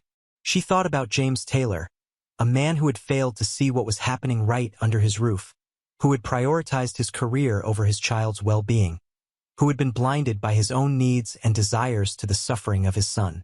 And yet, she couldn't bring herself to condemn him completely. He had been manipulated by a skilled predator, had been grieving his wife, had been trying in his own flawed way to rebuild a life for himself and Oliver. The human capacity for self-deception was profound. People saw what they wanted to see, believed what was comfortable to believe. It took courage to look directly at uncomfortable truths, courage that Oliver had shown in abundance when he finally spoke up about the abuse. Emily resolved to carry that lesson forward in her work, to always look beneath the surface, to question comfortable assumptions, to listen not just to children's words but to their silences, their behaviors, their unspoken pain. Because sometimes the most important cries for help were the ones that couldn't be voiced aloud. On Monday morning, Emily arrived at school early, wanting to ensure everything was prepared for Oliver's return. She had spoken with Julia Henderson about the arrangements. Oliver would attend from 8:30 a.m. until noon for the first week, gradually extending his hours as he adjusted. The classroom was ready, with Oliver's desk positioned where he would feel secure but not isolated. Julia had prepared the other students, emphasizing kindness and normal treatment without diving into details that weren't theirs to know. Emily checked her watch. 8:15 a.m. Oliver and his grandmother would be arriving soon. She had arranged for them to come in through the side entrance near her office, avoiding the busy main hallway with its potential for overwhelming interactions. At 8:20, a soft knock on her office door announced their arrival. Margaret stood there with Oliver slightly behind her, his backpack slung over his good shoulder, his expression a mixture of nervousness and determination. "Good morning," Emily greeted them warmly. "Ready for your first day back?" Oliver nodded, stepping forward. "I'm a little scared," he admitted quietly. "But Dr. Levine says that's normal and I should just acknowledge the feeling and then do the scary thing anyway." "That's very wise advice," Emily agreed, struck again by the maturity forced upon this young boy. "And you know you can come see me anytime today if you need a break or just a quiet place to sit for a while." Margaret squeezed Oliver's shoulder gently. "I'll be back at noon to pick you up, sweetheart. And you have Ms. Parker's number programmed into your new phone if you need me earlier." The phone had been James's idea, a simple device with limited features, intended solely to help Oliver feel secure in his ability to reach trusted adults if needed. It was one of many steps James was taking to rebuild his son's sense of safety and trust. After Margaret left, Emily walked Oliver to his classroom, matching her pace to his slightly hesitant steps. "Your friends have missed you," she told him. "They've made cards for you. Will they ask questions?" Oliver's voice was small. "About my arm? About why I was gone so long? Mrs. Henderson has helped them understand that you had an accident and needed time to recover with your grandparents," Emily explained. "If anyone asks detailed questions, you can just say you don't want to talk about it, or you can come find me or Mrs. Henderson." Oliver nodded, processing this. They paused outside the classroom door, and Emily could see him gathering his courage, straightening his shoulders. "You've got this," she assured him. "And remember, I'm resilient," he finished with a small smile. "Like a rubber band." Julia Henderson opened the classroom door, her face lighting up at the sight of Oliver. "Look who's here, everyone," she announced cheerfully.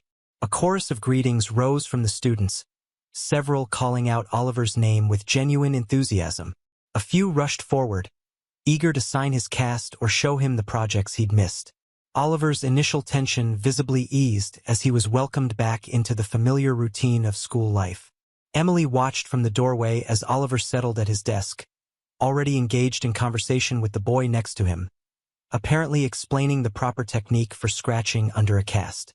The resilience of children never ceased to amaze her, their capacity to heal, to adapt, to find joy even after trauma. As she turned to head back to her office, Julia caught her eye with a grateful smile. No words were needed. They both understood the significance of this moment. Not an end but a beginning. The start of Oliver's journey back to wholeness. The remainder of the morning passed quietly, with no emergency visits from Oliver. Emily used the time to catch up on paperwork, but found her thoughts continually drifting to the small boy who had affected her so deeply. What would his future hold? How would this experience shape him? Would the system that had failed him once be able to protect him going forward? At 11:45, there was a knock on her office door. To her surprise, it was James Taylor, clean-shaven, well-dressed, but with lingering shadows under his eyes that spoke of sleepless nights. "Mr. Taylor," she greeted him, rising from her desk. "I wasn't expecting you." "Please call me James," he said, remaining in the doorway. I hope I'm not intruding. He hesitated. Margaret asked if I could pick Oliver up today, part of our gradual return to normal routines. I wanted to stop by and thank you in person. Emily gestured for him to enter and take a seat. How are you doing? She asked simply. James sat heavily in the chair across from her desk, his carefully maintained composure slipping slightly. It's been difficult, necessary, but difficult. He met her gaze directly. I keep replaying every interaction, every conversation, looking for the signs I should have seen. That's a natural response, Emily said gently. But dwelling in guilt won't help Oliver now. What he needs is your presence, your attention, your commitment to doing better. That's what my therapist says too, James acknowledged with a rueful smile. I'm trying to focus on the present and future, not the past I can't change. He hesitated. We're selling the house. Too many bad memories. Once the court approves Oliver's return to my custody, we'll be moving to a smaller place closer to Margaret and Robert. They've been incredibly gracious, considering. They seem like wonderful people, Emily observed. Oliver is fortunate to have them in his life. Kate's parents, James nodded. They've been more supportive than I had any right to expect. Robert wanted to knock my teeth out at first, can't say I blame him. But for Oliver's sake, they've put aside their anger. His voice thickened with emotion. They're teaching me what it means to truly put a child's needs first. Emily considered her next words carefully. If you don't mind my asking, how did you meet Vanessa? A shadow crossed James's face. At a grief support group, if you can believe it. 3 months after Kate died. He shook his head, self-recrimination evident in his expression. She said she'd lost her fiancé in a car accident. I later found out that was a lie, just one of many. She targeted me, targeted Oliver. The detective believes she's done this before, though perhaps not to this extent. What do you mean? Apparently, Vanessa has a pattern of insinuating herself into the lives of vulnerable men, particularly widowers with children and financial resources, James explained. Detective Morales found 2 previous relationships with similar characteristics, though those children weren't physically abused, as far as they can tell. Just isolated and emotionally manipulated, while Vanessa gained control of family finances.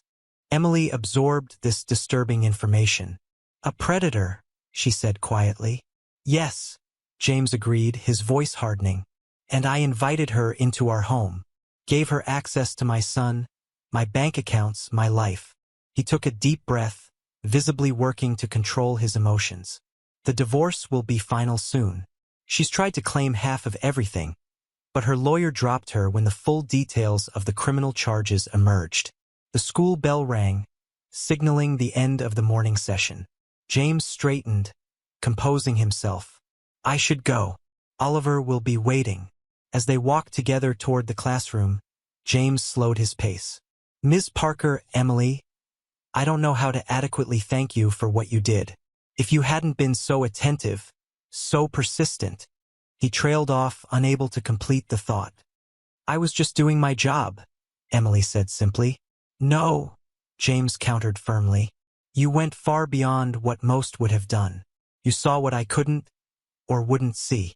You heard what my son couldn't say aloud. He stopped walking, turning to face her fully. You saved him. How does a parent ever thank someone for that? Emily met his gaze steadily. By being the father Oliver needs now. By listening to him, believing him, protecting him. By helping him heal. James nodded, a new resolve settling over his features. I promise you I will. For the rest of my life I will. As they reached the classroom, the door opened and students began streaming out. Oliver emerged with his small group of friends, laughing at something one of them had said. When he spotted his father, his face lit up with genuine pleasure. Dad, he called, hurrying over. You came.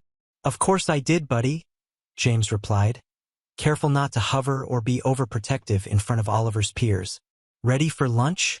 Grandma packed us a picnic to have at the park. Oliver nodded enthusiastically, then turned to include Emily. Ms. Parker, do you want to come? Grandma always packs tons of food. The simple invitation touched Emily deeply. That's very sweet of you to ask, but I have to stay at school for the afternoon. Maybe another time. Okay, Oliver agreed easily. I'm coming back tomorrow. Same time. I'll be here, Emily promised. As father and son walked away, Oliver chattering about his morning and James listening with complete attention, Emily felt a sense of cautious optimism. The road ahead would not be easy for either of them. There would be setbacks, difficult days, moments when the trauma resurfaced in unexpected ways. But they were on the path to healing together. And sometimes that was all you could ask for, not a perfect ending, but a new beginning. A chance to rebuild what had been broken, to find strength in the healing of wounds. For now, that was enough. A bright June sun warmed the playground at Westbrook Elementary, where children's laughter rose and fell like musical notes against the backdrop of end-of-year excitement. Emily Parker stood at the edge of the basketball court, clipboard in hand, supervising the annual field day activities that marked the last week of school. Across the playground, she spotted Oliver Taylor among a group of fourth graders waiting their turn at the relay race. At 9, nearly 10 now, he had grown several inches over the past year. His sandy hair was longer, falling across his forehead in a way that occasionally required an impatient brush of his hand. Most notably, the haunted look that had once shadowed his eyes was gone, replaced by the ordinary animation of childhood. The physical signs of his ordeal had long since healed. The cast had come off his arm in January, and though he'd needed physical therapy to regain full strength, he now used it without limitation. The weight he had lost had returned, along with a healthy color to his cheeks. To a casual observer, there would be no indication of the trauma he had endured. But Emily knew better.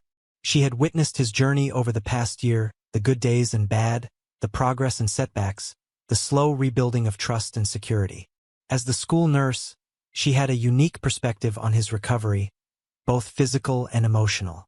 His visits to her office were rare now, but when they happened, they were for ordinary childhood ailments: a scraped knee from the playground, a headache from reading too long, a splinter from the new treehouse his father had built in their backyard. "Ms. Parker," Oliver called, breaking away from his group to jog over to her. "Did you see? I got first place in the long jump." "I did see," Emily smiled. "That was quite a leap. You've been practicing." "Dad and I go to the track on weekends," he explained proudly. "He's teaching me to hurdle too, but I'm not allowed to do that at school yet." He glanced back at his waiting teammates. "I gotta go. We're up next for the relay." He dashed back to his group, exchanging high fives with his friends before taking his position as anchor for their team. Emily watched him with a quiet joy, marveling at the resilience of children, their capacity to heal, to grow, to reclaim their childhood even after darkness. "He's doing well." Emily turned to find James Taylor beside her, having approached without her noticing. Like his son, James had changed over the past year. The haunted guilt that had once etched his features had softened, though not disappeared entirely. He stood straighter, his gaze clear and present in a way it hadn't been before. "He is," Emily agreed. "He's thriving, actually." James nodded, his eyes fixed on his son. "Thanks to you." "Thanks to himself, mostly," Emily corrected gently.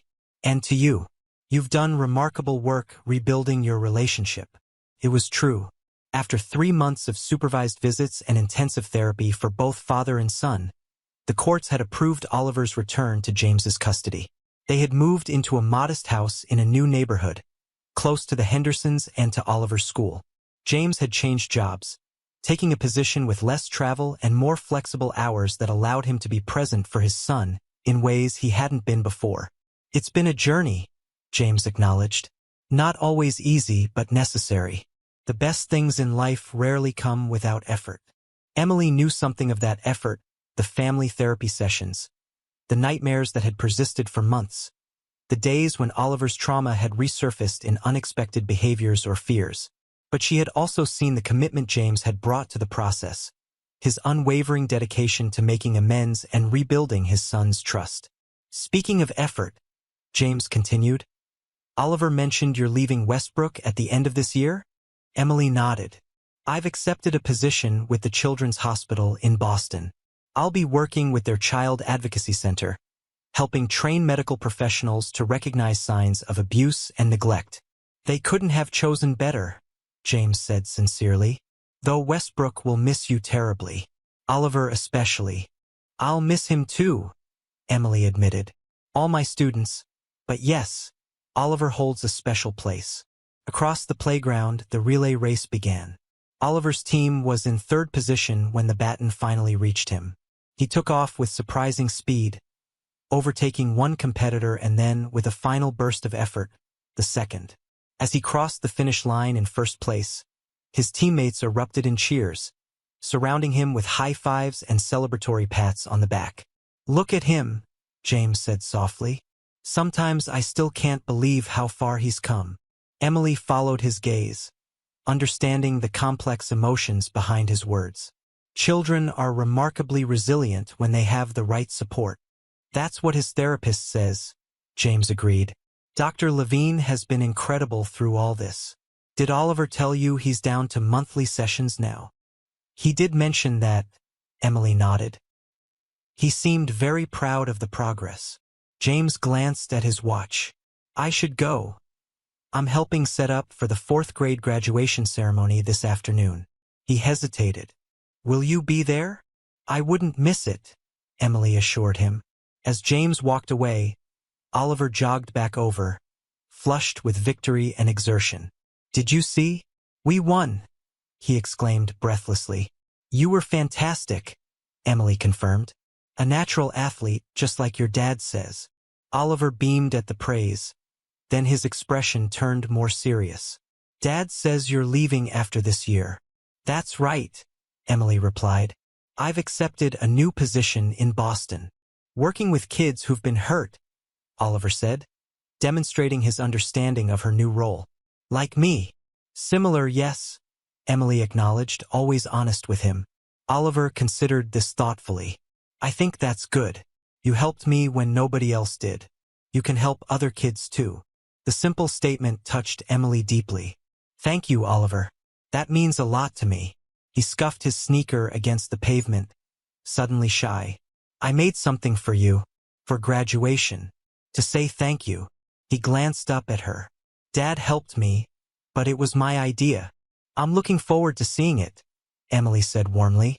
Oliver nodded, satisfied, then looked back at his classmates who were regrouping for the next event. I better go. Mr. Phillips says we're doing the water balloon toss next. Emily watched him run back to join his friends, marveling at how normal he seemed. Just an ordinary 9-year-old boy excited about field day activities. Yet she knew his journey had been anything but ordinary. That afternoon, the 4th grade graduation ceremony transformed the school gymnasium into a sea of proud parents and fidgeting children. Rows of folding chairs faced a makeshift stage adorned with blue and white streamers, the school colors. A banner across the front proclaimed, "Congratulations, 4th graders," in bold, cheerful letters. Emily sat near the back, alongside other faculty members. The ceremony itself was modest certificates of completion, a few special achievement awards, a slideshow of memories from the school year, and a short musical performance by the students. But the significance it held for the children and parents far outweighed its simplicity. When Oliver's name was called to receive his certificate, a small cheer rose from where James sat with Margaret and Robert Henderson. Oliver accepted his certificate with a shy smile, then added something to the principal that made Bob Griffith nod and step aside from the microphone. To Emily's surprise, Oliver turned to face the audience.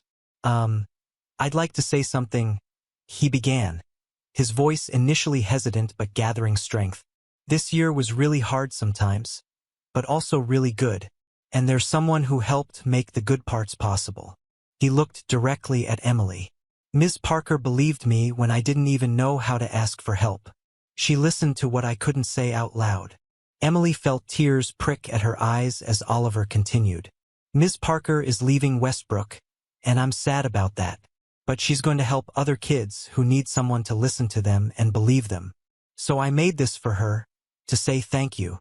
He gestured, and James approached the stage, carrying a rectangular object wrapped in simple blue paper. Oliver accepted it and descended from the stage, walking directly to where Emily sat. "It's from all of us, really," he said as he handed her the package. "A goodbye present." Aware of the eyes upon her but focused only on Oliver, Emily carefully removed the wrapping paper to reveal a framed drawing. Her breath caught as she recognized Oliver's artistic style, significantly improved over the past year through the art therapy he had embraced. The drawing showed 4 figures standing before a schoolhouse. 3 were easily identifiable, Oliver in the center, flanked by his father and a figure that was clearly Emily, recognizable by her nurse's smock and the stethoscope around her neck.